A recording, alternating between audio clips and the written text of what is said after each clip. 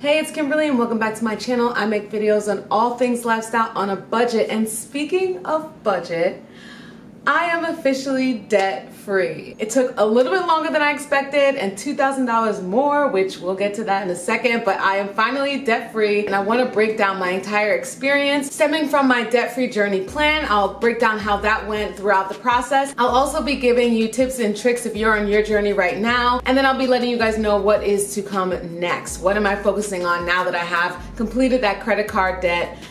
It feels good to finally say that. So let's get right into it. All right, so I finally sent in that last payment that is going to clear me up, get my debt down to zero, and start a new life. No, not a new life, but just start fresh and not have that big weight on my shoulders that I'm sure many of you understand, whether it's student loans, whether it's credit cards, whether it's mortgages, etc. Once you pay off anything, however big or small, there is a giant feeling of relief. So I'm feeling really good, but it is a little bit bittersweet, which I'm gonna get to in a second. But first I wanna review the plan that I had set for myself that I shared a couple of months ago when I said I was gonna have my 3-month journey to going debt free. If you wanna watch that video to see what the plan was in its entirety, you can go ahead and check out that video. I'll have it linked down below. Week 1, I was going to dedicate to taking $1,000 and paying that towards my credit card at the start of the month. I explained why I do that earlier in the month versus later in the month in that debt-free journey video, so you can check that out. So I did actually stick to doing the $1,000 a month, which I think is a great idea to take a large chunk,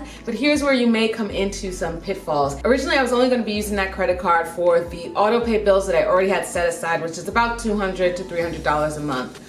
I plan on doing that going forward. That was a tip from the Budgetnista that I absolutely love. What I didn't account for were the unexpected bills that I did have come my way. If you remember in one of my what I spend in a month, I explained that I had some union dues that were basically over $500. Now, if you're doing that quick math with me, my union dues were over $500. Bills were about $200 to $300. And then I had a couple rideshare services mixed in there. That ended up being up to almost $1,000. If you were spending $1,000 and then you're also paying $1,000, guess what? It cancels each other out and it does nothing. So that basically set me back. So one tip I want to have is to keep track that when you are paying off your bill, you want to make sure that you're doing an amount that is going to cover the expenses that you do still have going on, and then even more, so that once those purchases cancel out, there's actually money that's going to be paying off what you previously owe from however long you've had your credit card debt. And this is obviously in the case if you can't just pay your credit card off. Now for week 2 and 3, which I was saying was dedicated to doing my investments, I actually just stalled that completely so I could focus strictly on paying down this debt as well as enjoying my summer. Sorry, I said it out loud. In this moment, I wanted to pay down the debt, but I also didn't want to completely restrict myself. Now you can be on it and you can absolutely pay down your debt and still do your investments.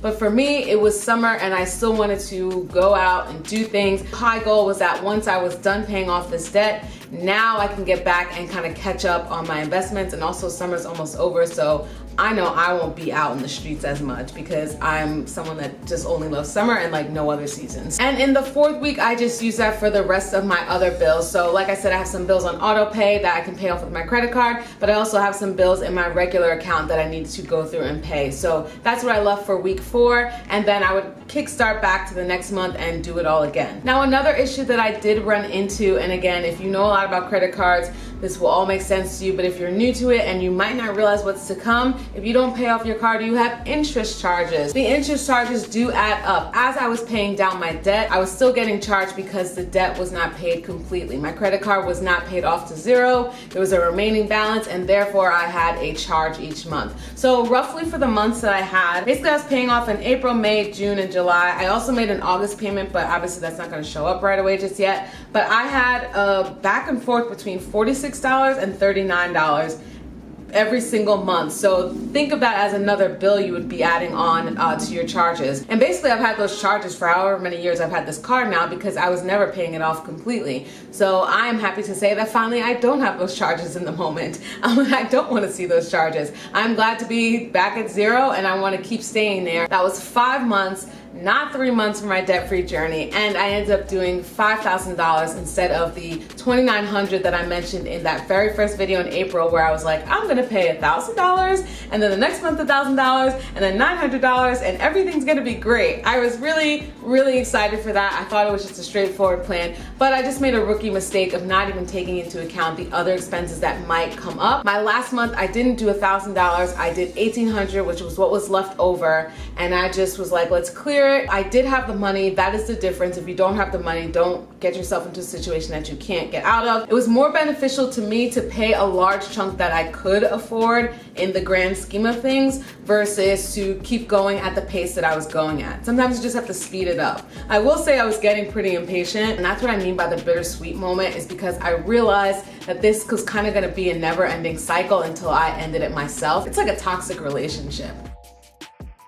So now I'm gonna get transparent, and I'm gonna share what my credit score journey was in the time beginning in March. In March, when I was paying like $700 a month or so, my credit score was 751. But in April, when I started to pay the 1K, it didn't change. But in May, it went up 6 points to 757, which was great. In June, it went down 1 point to 756, and I think that was around the time that I had set myself back with all of the bills that I had, that union due as well, where I had that extra $1,000 in charges. That's why it set me back, but it only set me back 1 point, so that's okay. Then though, in July, I came back swiftly with an 8-point lead. I ended up at 764. Now in August, before I did my final payment, it went up 9 points to 773, which is awesome. Now I am gonna have to update you all on the August credit score change after all of this clears, so probably going into September, because again, this credit score came out before I paid everything off. Ooh, what's it gonna be? Am I gonna like fly to 800? I don't know.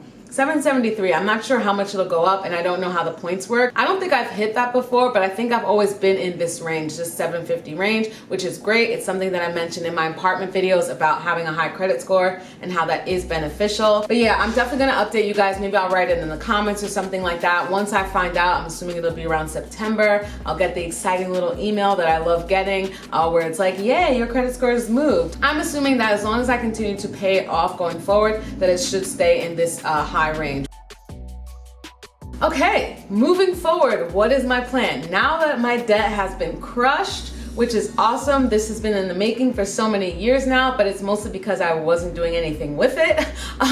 So to finally be starting afresh and new, my next main goal is I want to dedicate myself to really working on my emergency fund and my savings and investments. They say 3 to 6 months having that kind of stacked away. So my goal is to do that. I am like a couple months, I would say, saved up, but let's extend that as much as we can. We just never know what's gonna happen. That is where I am at right now. I am very, very happy. I'm glad I realized sooner the journey that I was going on and how I can make it better. And if anyone is curious, yes, I am still doing my best to abide by the Monday to Friday, no outside spendings. I've really only been spending on Metro card rides if I need to go somewhere, and then on the weekends is where I like to have my fun. Specifically, I try to focus on not spending on outside food because that really does add up. The Monday to Friday thing totally helps me. I always kind of highly recommend it because it just gives you such a shift in perspective. And boy, can you walk faster on the way home when you're really trying not to buy anything. I'm just like, don't look at anything,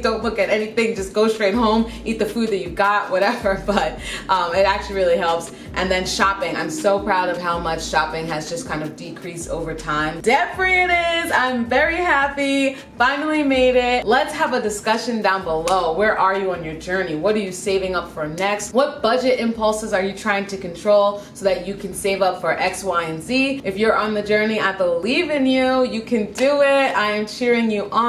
Thank you guys so much for watching, and I will see you in the next one.